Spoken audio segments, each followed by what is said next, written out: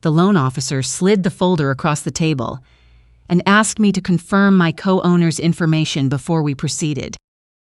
I didn't have a co-owner. I had built Veila Studio from the ground up. 7 years, 2 recessions, 1 pandemic, and more 5 a.m. wake-ups than I could count. The design firm was mine. Every contract, every client, every tile sample, and fabric swatch and billing dispute had my name on it. Just mine. I had been very intentional about that. So when Denise, the loan officer at First National, a careful woman who wore her reading glasses on a beaded chain, pushed a printout of my LLC operating agreement across the polished conference table and pointed to line 4 with a buffed fingernail, I felt my stomach drop before my brain had fully processed what my eyes were seeing. Managing members: Isabel Reyes Harrington, 60 Mersas, Walter James Harrington. I stared at it. I read it again. Then I looked up at my husband, Luca, who was sitting 2 chairs to my left, and he was looking at his phone. He wasn't confused. He wasn't surprised. He was reading something on his screen with the careful attention of a man who did not want to look up. "Mrs. Harrington," Denise said, "is everything all right?" I don't know how long I sat there. Probably 10 seconds. It felt like 10 minutes. My hands were very still in my lap, which surprised me because my heart was going like a fire alarm. "Can you give us a moment?" I said. She could. She did. And the moment the conference room door clicked shut behind her, I turned to my husband and said, very quietly, "Why is your father's name on my company?" Luca finally looked up from his phone, and the expression on his face, not shock, not confusion, not the honest bewilderment of a man who genuinely didn't understand the question, told me everything I needed to know before he said a single word. He was scared. I need to tell you how I got to that conference room, because the betrayal doesn't make sense without the love. And the love, that's the part that still catches me off guard sometimes, even now. I grew up in San Antonio. My mother cleaned houses for a living, and my father drove a cement truck until his back gave out when I was 12, and after that he did odd jobs, landscaping, moving furniture, anything that paid. We weren't destitute, but money was always the thing in the room that nobody acknowledged directly. You learn to read its presence by what didn't happen. The class trip you didn't go on. The birthday dinner that was at home instead of the restaurant. The winter coat from the church rummage sale that fit almost right. I swore when I left San Antonio that I would build something that was mine. Not borrowed, not inherited, not given. Mine. I got a scholarship to UT Austin, studied interior architecture, graduated top of my class, worked 3 years at a firm in Houston that treated junior designers like office furniture.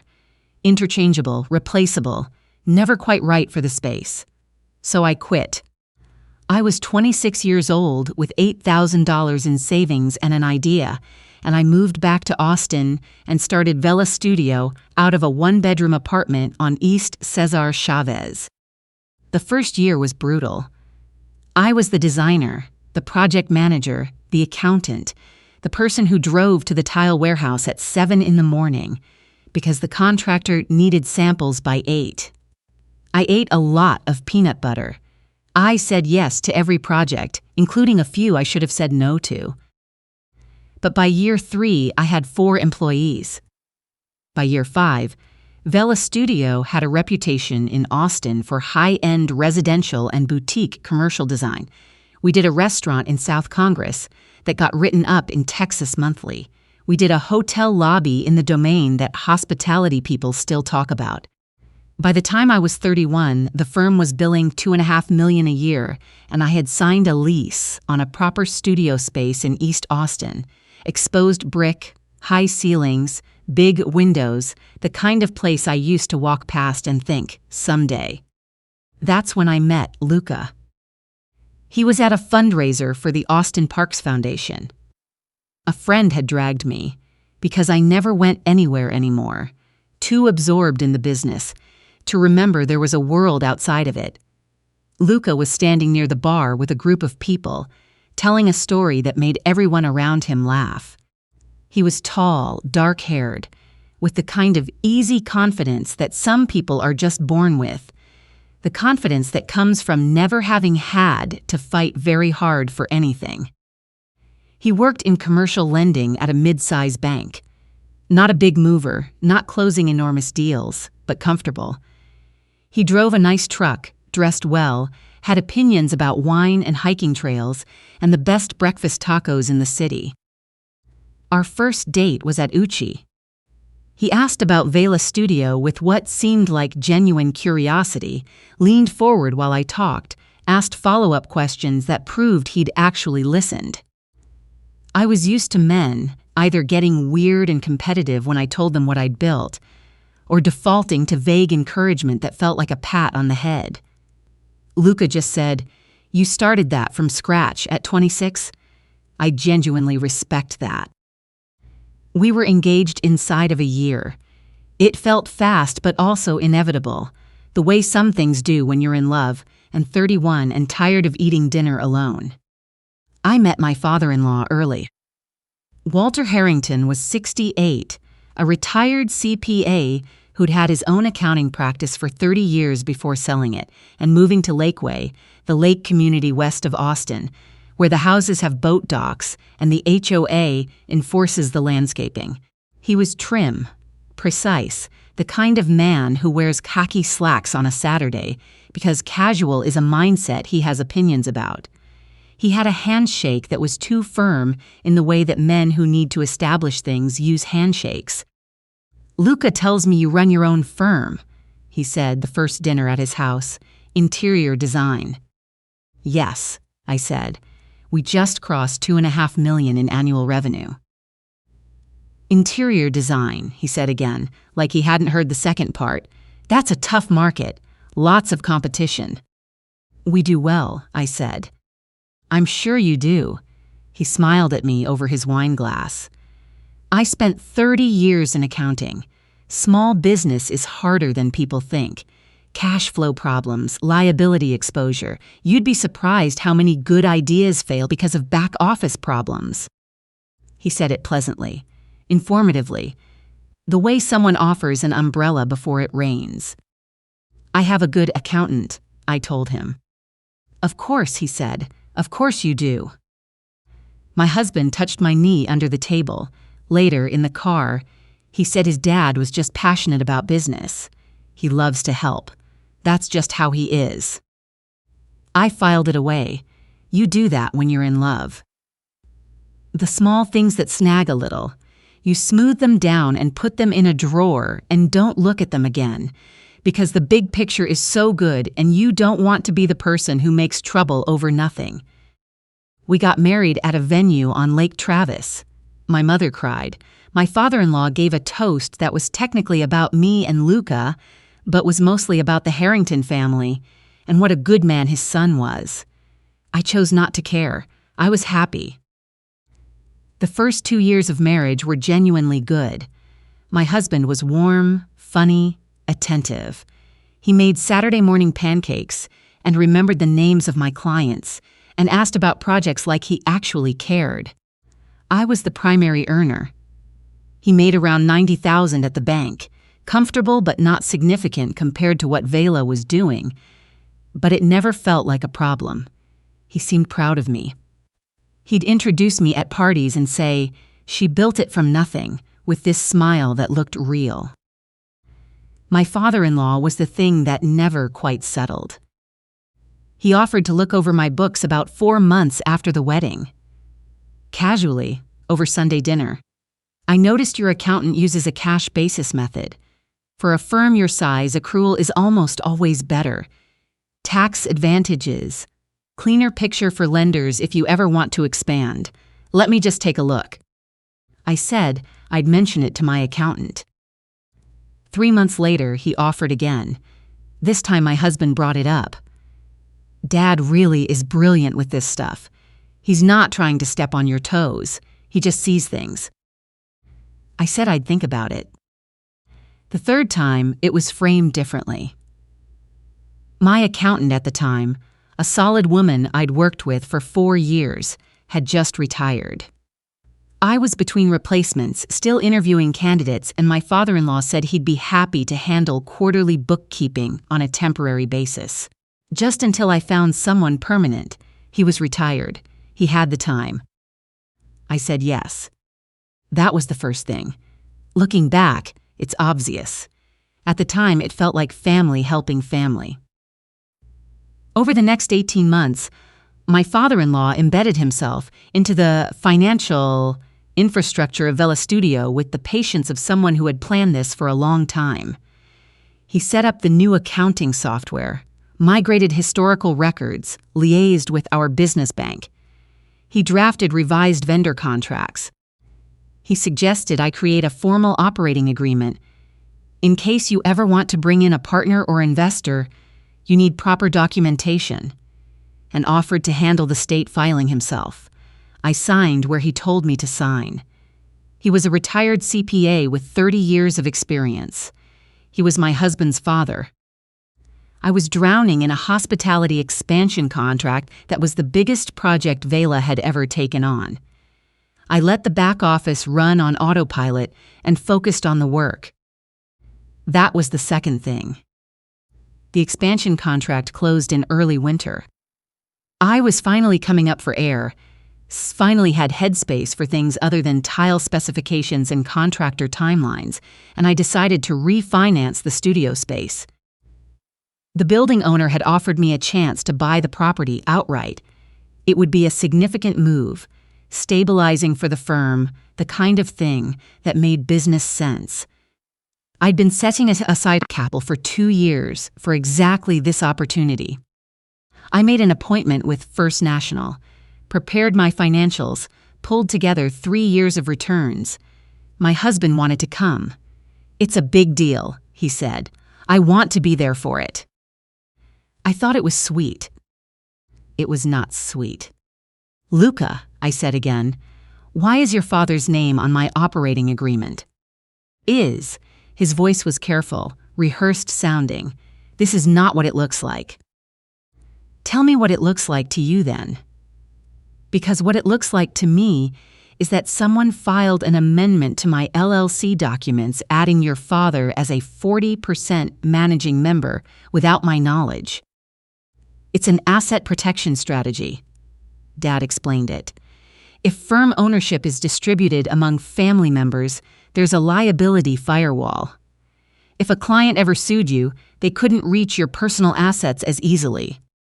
That is not how any of that works." Dad says, "Luca, I'm a business owner. I have a lawyer.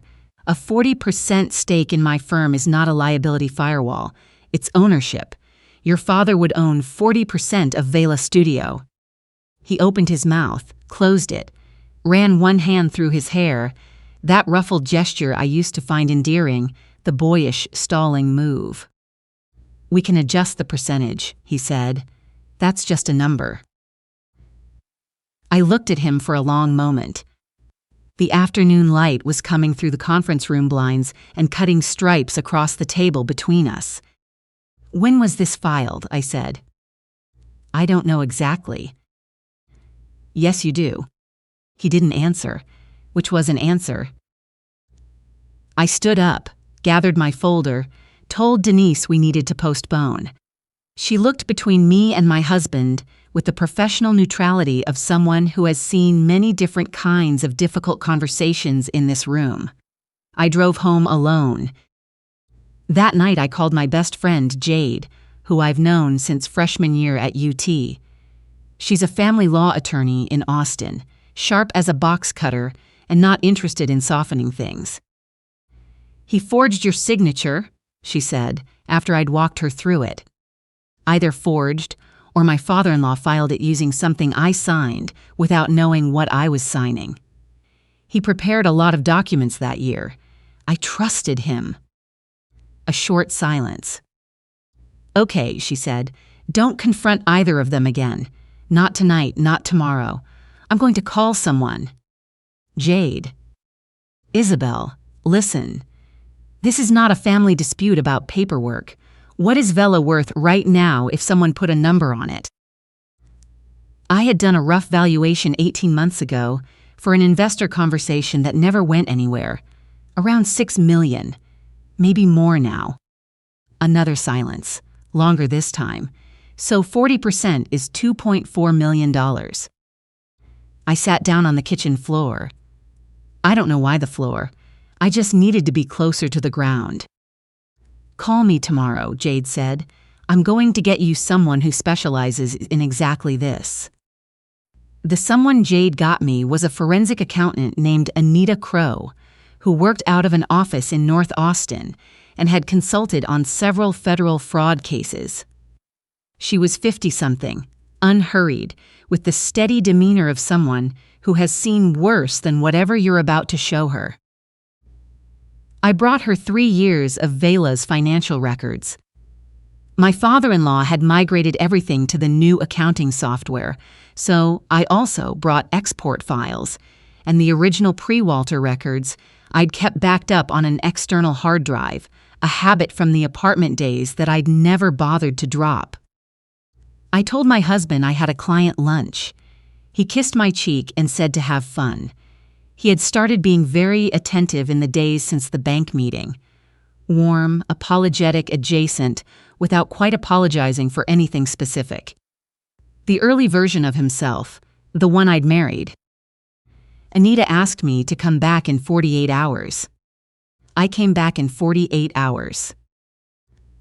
I want to start with what I've confirmed, she said, and then tell you what I'm still working on, because this is not finished. What she'd confirmed. 2 business credit cards opened in Veila Studios' name over the past 22 months. Neither had ever appeared in our bookkeeping. Both were set to paperless statements, routed to an email address, Veila Accounts Review @gmail.com, that I had never seen or created. Combined outstanding balance, $63,000. The charges were a mix of supply vendors, software subscriptions, and a recurring transfer to a personal account. The personal account belonged to my husband. He's been billing personal expenses to Veila and routing the statements so I'd never see them, I said. That's what the documentation indicates, yes. And the LLC amendment, my father-in-law's ownership stake. She nodded. Filed with the Texas Secretary of State 14 months ago. The filing contains a signature purporting to be yours. I've compared it against your signature on 8 other verified documents from the same period. The proportions are slightly off. The pen pressure pattern is inconsistent with your other signatures. I would characterize it as a forgery, though a handwriting examiner would need to make the final determination. I pressed my palms flat against my thighs. There's one more thing, Anita said. She picked up a 3rd sheet. Your father-in-law hasn't asserted the 40% stake externally yet, but he has been corresponding with one of your firm's major clients. I found forwarded emails in the accounting software's archive. He set himself up as an admin user, which gave him access to client communication threads. She paused. He contacted your largest client, the Meridian Hotel Group, 3 months ago. He represented himself as Veila's managing partner. He suggested Meridian might want to discuss future projects directly with him, quote, to streamline the relationship. The room shifted. I had worked with Meridian for 4 years. They represented 30% of Veila's annual revenue. Did they respond? I managed. They did. They were polite but non-committal. The correspondence stopped after 2 exchanges, but Isabel, she set the sheet down. He was positioning himself to redirect your most important client relationship. The LLC stake, the forged amendment, the email access, the credit cards. This wasn't disorganized opportunism. Someone planned this, carefully, over a long period of time. I thought about the first Sunday dinner in Lakeway. My father-in-law's handshake. The way he'd said interior design like he was measuring something. He hadn't been making conversation. He'd been appraising. I drove home in a fog. My husband was cooking dinner. Music on the speaker, something smelled good, the whole tableau of a normal Tuesday evening. He smiled when I came in. "Hey you," he said. "Hungry?" "Starving," I said. I ate my dinner and I smiled and I said nothing. Because Jade had said not to, and Anita had said not to, and I have spent my entire alt life learning how to hold difficult things inside until the moment is exactly right to put them down. But that night, after my husband fell asleep, I lay in the dark and thought about something.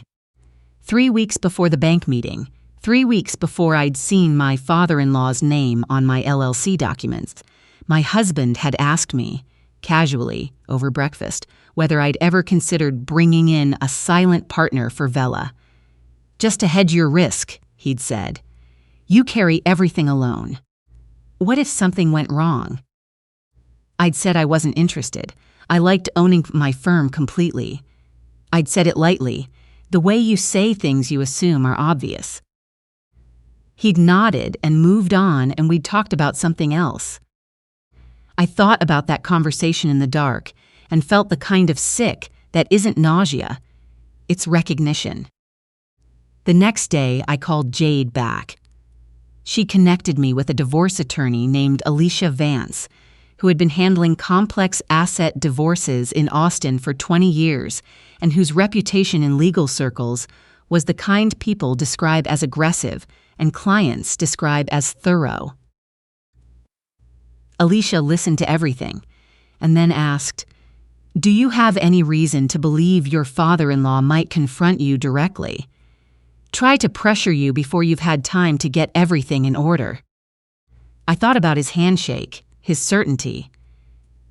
The way he'd sat at my dining room table for 4 years with the patience of someone who already knew how the story ended. "Yes," I said, "I think he'll try." "Then I need you to be ready for that conversation." I said I would be. I meant it differently than she meant it. It happened 4 days later. My husband was supposedly at a client dinner. I was home, packing a bag, slowly, methodically, taking what I'd need without taking so much that he'd notice. I heard a car pull into the driveway. I thought it was a neighbor. Then I heard a key turn in the front lock. My father-in-law had always had a key. My husband gave it to him years ago, before the wedding, so Walter could water plants when we traveled. I had meant to ask for it back. It joined the long list of small things I hadn't gotten to. He walked in carrying a folder and wearing his weekend khakis. He looked completely at home, more comfortable in my house in that moment than I had ever seen him look at any family gathering, any holiday dinner, any of the hundreds of ordinary occasions when he had been performing the role of father-in-law. "Isabel," he said, "sit down. We need to have an adult conversation." I stayed standing, and I did one thing before I said a single word back to him. I picked up my phone from the counter where it was charging, and I opened the voice memo app and I pressed record. Instinct, reflex, the same reflex that had made me read every line of my own LLC documents before I signed anything. "How did you get in?" I said. "I have a key," he said it pleasantly, like it was obvious. "Please sit down. I'm not going to bite you." I sat on the couch. He sat in the armchair across from me. My armchair, the one I'd found at an estate sale in Wimberley, and he opened his folder like he was about to walk me through a quarterly review. "You're a very capable woman," he said. "I want you to understand that none of this is personal. The business my son married into is a significant asset, and significant assets require proper management structures." He paused. "Interior design is cyclical. What happens in a downturn? What happens when you lose a major client? You have no co-owner to absorb risk, no family stake to anchor the firm's continuity. And putting your name on my LLC solves that," I said. "It creates stability." "Yes," he looked at me steadily. "What I'm proposing is simple. You formalize what's already been filed, accept the operating agreement as it stands. I provide financial oversight for the firm at no charge. In return, Veila remains intact, and your marriage remains intact. And if I don't? He didn't flinch. He was 68 years old, and he had been building toward this conversation for 4 years, and he was not the kind of man who flinches. I spent 30 years building relationships in this city, he said. I was on the board of the Greater Austin Chamber for a decade. I know people at every bank that would ever extend credit to a firm like yours. I know people at the trade associations your clients belong to. A pause. One carefully worded conversation about concerns regarding Veila Studios' financial management. And those relationships get complicated. Rumors don't require evidence, Isabel. They only require doubt. How long does a design firm survive when its clients start asking questions? He leaned back in my armchair and crossed his ankles. He had the demeanor of someone announcing a schedule, not making a threat. I raised my son to be strategic, he said. I raised him to understand that opportunity requires positioning. You were positioned, Isabel, from the beginning. That's not personal. That's business. I looked at him. This man who had attended my wedding, who had once fixed a loose cabinet hinge in my kitchen and said there, good as new, who had shaken my hand too hard at a dinner table in Lakeway and evaluated me over a glass of wine while pretending to make conversation. He hadn't seen a daughter-in-law. He'd seen an acquisition target. Walter, I said very quietly, I need you to understand something. I held up my phone. The screen showed a voice memo that had been recording for 9 minutes and 51 seconds. Something shifted behind his eyes. The composure held. He was too controlled to let it fully crack, but I saw it, a hairline fracture in the certainty. I'm going to need you to leave, I said, and leave the key on the table. He stood. He smoothed his slacks. He set the key on the coffee table without looking at it. He walked to the front door with the folder still under his arm, and he did not say another word. I watched from the window until his taillights disappeared down the street. Then I sat down on the floor. Again, the floor. I don't know what it is about bad moments in floors, and I called Jade. He was here, I said. He laid out the entire plan. He wasn't even ashamed of it. Did you? Every word, I said. What came next moved faster than I expected. Alicia filed for divorce on a Monday. By Wednesday, my husband had called me 38 times. I let everyone go to voicemail. Everything goes through me, Alicia had said. I held that instruction like a lifeline. Jade brought in the Travis County DA's office. A prosecutor named Dion Albright, who specialized in financial crimes. Anita Crow provided documentation that filled 3 binders. The handwriting examiner confirmed the forged signature on the LLC amendment. The IP address on the fraudulent filing traced to a device registered to my father-in-law. My husband was terminated from the bank the day his charges became public. He hired a defense attorney who made 3 motions in 60 days and lost all of them. He pleaded guilty to 2 counts, theft and conspiracy, and received 18 months plus restitution and probation. My father-in-law went to trial. His attorney argued that he had acted on his son's instructions and believed he had my verbal consent. The argument was careful. It might have worked. Then the recording played in open court. You were positioned, Isabel, from the beginning. That's not personal. That's business. I was sitting 3 rows back when the jury heard it. I watched 12 faces go still. Not angry, not dramatic. Still, the way faces go when something confirms the worst thing they suspected was true. My father-in-law was convicted on all 3 counts. He received 4 years and was permanently barred from holding any professional accounting license in Texas. 30 years of credentials gone. The realtor and banker relationships he'd threatened to leverage? None of them were called, because you can't make calls from a holding cell while you're waiting for sentencing. The civil case took longer but was thorough. The forged LLC amendment was voided. The fraudulent credit card balances were discharged as fraudulent debt, with recovery pursued from my husband directly. Every dollar my father-in-law had attempted to route through Veila's accounts was documented, traced, and made the subject of a civil judgment. The judgment follows both of them. It will for a long time. The Meridian Hotel Group never left. When I explained, briefly and professionally, what had happened and why my father-in-law's name had appeared in their email correspondence, the regional director sent me a one-line reply. "We work with Veila. That means we work with you, Isabel." I printed that email. It's framed on the wall in my studio, between a photo of our first completed hotel lobby and a blueprint of the East Austin building I now own outright. I sold the house. I couldn't stay in it. Every room had something my father-in-law had touched.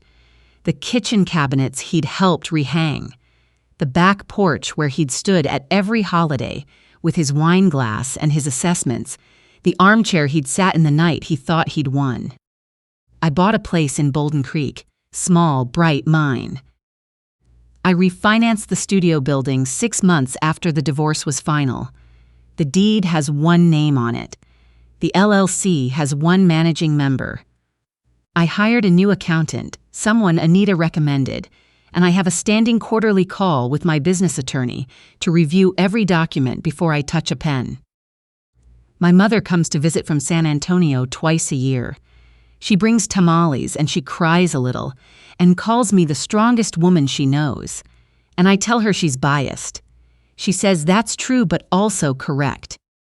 People ask me sometimes, at speaking events, over coffee, in the comments of things I've posted online, whether I saw it coming, whether there were signs. And the honest answer is yes. The signs were there from the very first dinner in Lakeway. The handshake that was too firm. The way my father-in-law said interior design like he was filing a number away. The way my husband always had a smooth explanation for whatever felt slightly off. The offer to help with the books. The patient, systematic way. Someone spent 18 months learning the infrastructure of everything I'd built before they moved to take it. I filed those things away because I was in love and busy, and I wanted the big picture to be as good as it looked. It wasn't. But here is the thing I come back to, on the days when the anger has faded and what's left is just the weight of it. I was sitting in that conference room. I looked down at my own company's documents and I saw a name that didn't belong there. And I didn't sign. One moment of paying attention. That's what stood between me and losing everything I spent a decade building. One refusal to move past something that didn't add up, one instinct trusted, one voice memo app opened before a man I thought was. Family walked through my front door to tell me I had always been the plan. I paid for that moment with 4 years of my life and a marriage that turned out to be a long con. But the firm is mine. The building is mine. The clients are mine. And every morning when I walk into Veila Studio and see my team at their desks and the Austin skyline through those big east-facing windows, I know exactly what all of it cost. And I know, without any doubt, that it was worth paying.